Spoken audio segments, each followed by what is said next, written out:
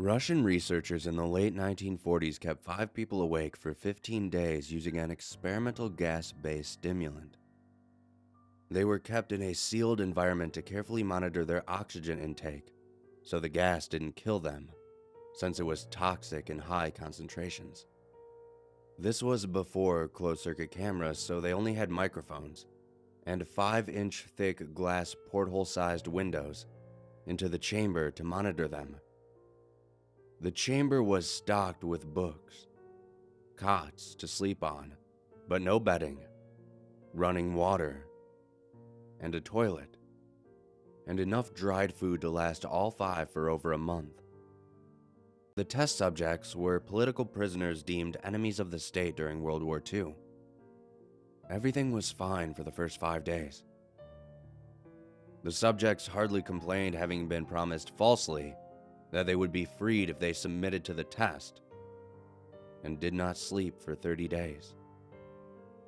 Their conversations and activities were monitored, and it was noted that they continued to talk about increasingly traumatic incidents in their past, and the general tone of their conversations took on a darker aspect after the 4-day mark.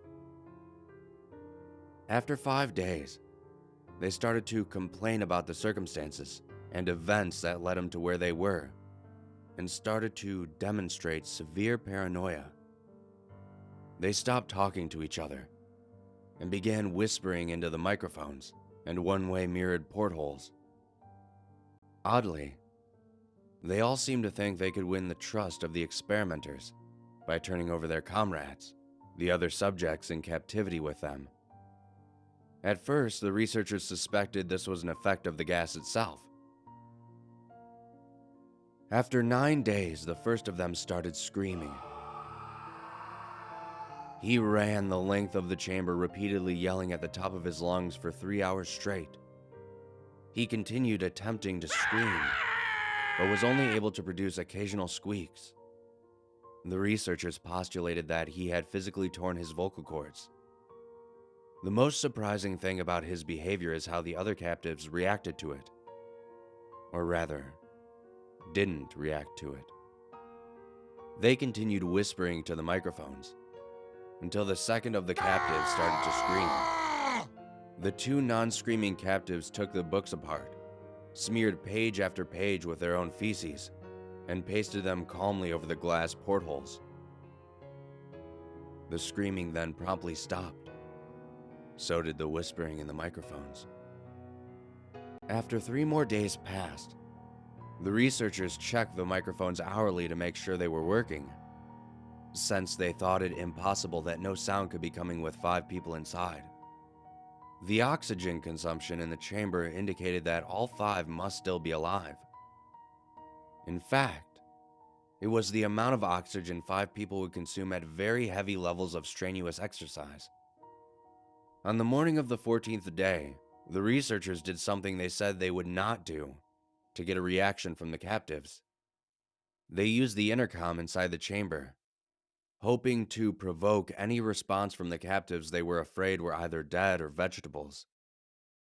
They announced, "We are opening the chamber to test the microphones. Step away from the door and lie flat on the floor or you will be shot.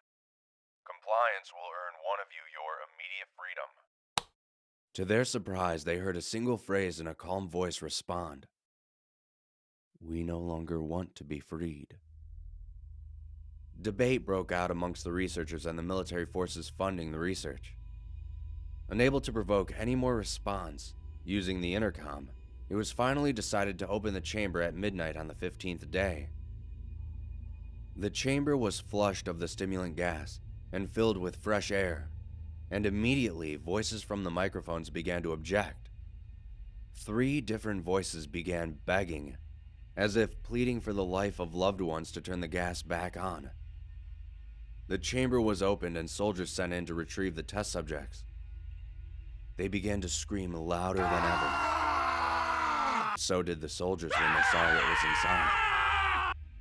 4 of the 5 subjects were still alive, although no one could rightfully call the state that any of them were in life.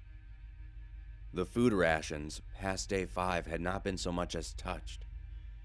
There were chunks of meat from the dead test subject's thighs and chest, stuffed into the drain in the center of the chamber, blocking the drain and allowing 4 inches of water to accumulate on the floor. Precisely how much of the water on the floor was actually blood was never determined. All 4 surviving test subjects also had large portions of muscle and skin torn away from their bodies. The destruction of flesh and exposed bone on their fingertips indicated that the wounds were inflicted by hand, not with teeth as the researchers initially thought. Closer examination of the position and angles of the wounds indicated that most, if not all of them, were self-inflicted. The abdominal organs below the ribcage of all 4 test subjects had been removed, while the heart, lungs, and diaphragm remained in place. The skin and most of the muscles attached to the ribs had been ripped off, exposing the lungs through the ribcage. All the blood vessels and organs remained intact. They had just been taken out and laid on the floor, fanning out around the eviscerated but still living bodies of the subjects. The digestive tract of all 4 could be seen to be working, digesting food. It quickly became apparent that what they were digesting was their own flesh that had been ripped off and eaten over the course of days. Most of the soldiers were Russian special operatives at the facility, but still, many refused to return to the chamber to remove the test subjects. They continued to scream to be left in the chamber, and begged and demanded that the gas be turned back on, lest they fall asleep. To everyone's surprise, the test subjects put up a fierce fight in the process of being removed from the chamber. One of the Russian soldiers died from having his throat ripped out. Another was gravely injured by having an artery in his leg severed by one of the subject's teeth. In the struggle, one of the 4 living subjects had his spleen ruptured and he bled out almost immediately. The medical researchers attempted to sedate him, but this proved impossible. He was injected with more than 10 times the human dose of a morphine derivative, and still fought like a cornered animal, breaking the ribs and arms of one of the doctors. His heart was seen to beat for a full 2 minutes after he bled out, to the point there was more air in his vascular system than blood. Even after it stopped, he continued to scream and flail for another 3 minutes, struggling to attack anyone in reach, and just repeating one word: more, over and over, weaker and weaker, until he finally fell silent. The surviving 3 test subjects were heavily restrained and moved to a medical facility. The 2 with intact vocal cords continuously begging for the gas, demanding to be kept awake. The most injured of the 3 was taken to the only surgical operating room in the facility. In the process of preparing the subject to have his organs placed back within his body, it was found that he was effectively immune to the sedative that they had given him to prepare him for surgery. He fought furiously against his restraints when the anesthetic gas was brought to put him under. He managed to tear most of the way through a 4-inch wide leather strap on one wrist, even through the weight of a 200-pound soldier holding his wrist as well. It took only a little more anesthetic than normal to put him under, and the instant his eyelids fluttered and shut, his heart stopped. In the autopsy of the test subject that died on the operating table, it was found that his blood had tripled the normal level of oxygen. His muscles that were still attached to the skeleton were badly torn, and he had broken 9 bones in his struggle to not be subdued. Most of them were from the force his own muscles had exerted on them. The second survivor had been the first of the group of 5 to start screaming.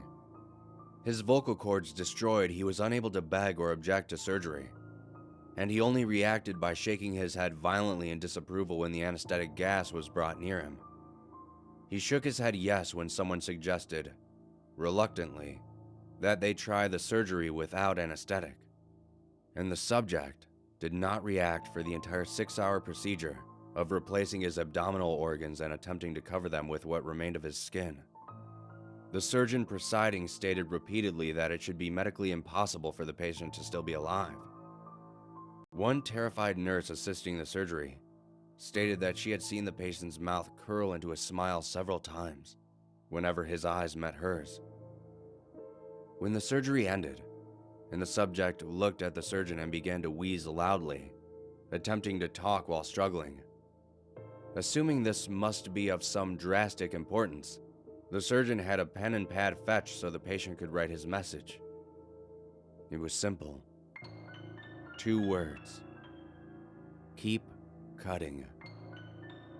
The other 2 test subjects were given the same surgery, both without anesthetic as well, although they had to be injected with a paralytic for the duration of the operation. The surgeon found it impossible to perform the operation while the patients laughed continuously. Once paralyzed, the subject could only follow the attending researchers with their eyes.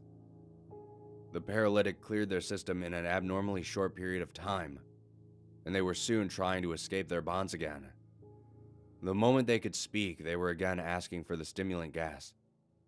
The researchers tried asking why they had injured themselves, why they had ripped out their own guts, and why they wanted to be given the gas again. Only one response was given. I must remain awake. All 3 subjects' restraints were reinforced, and they were placed back into the chamber awaiting determination as to what should be done with them. The researchers, facing the wrath of their military benefactors for having failed the stated goals of their project, considered euthanizing the surviving subjects.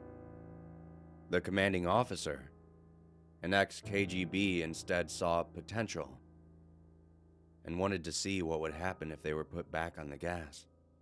The researchers strongly objected but were overruled. In preparation for being sealed in the chamber again, the subjects were connected to an EEG monitor and had their restraints padded for long-term confinement. To everyone's surprise, all 3 stopped struggling the moment it was let slip that they were going back on the gas. It was obvious that at this point, all 3 were putting up a great struggle to stay awake. One of the subjects that could speak was humming loudly and continuously. The mute subject was straining his legs against the leather bonds with all his might. First left, then right, then left again for something to focus on. The remaining subject was holding his head off his pillow and blinking rapidly. Having been the first to be wired for the EEG, most of the researchers were monitoring his brainwaves in surprise. They were normal most of the time, but sometimes flatline inexplicably. It looked as if he were repeatedly suffering brain death before returning to normal.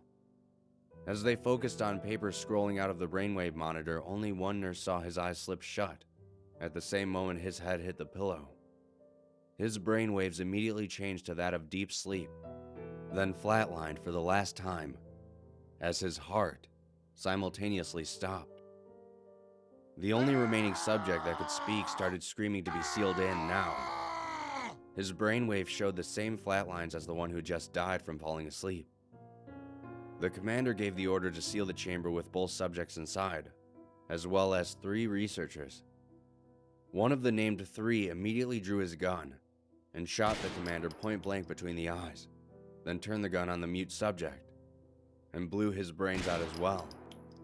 He pointed his gun at the remaining subject, still restrained to a bed as the remaining members of the medical and research team fled the room. I won't be locked in here with these things. Not with you, he screamed at the man strapped to the table. What are you? He demanded.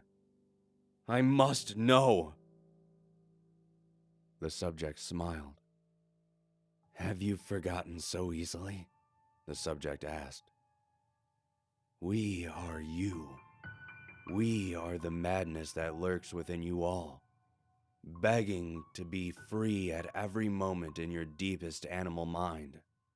We are what you hide from in your beds every night.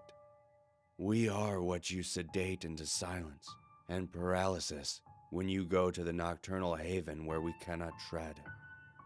The researcher paused, then aimed at the subject's heart and fired. The EEG flatlined as the subject weakly choked out.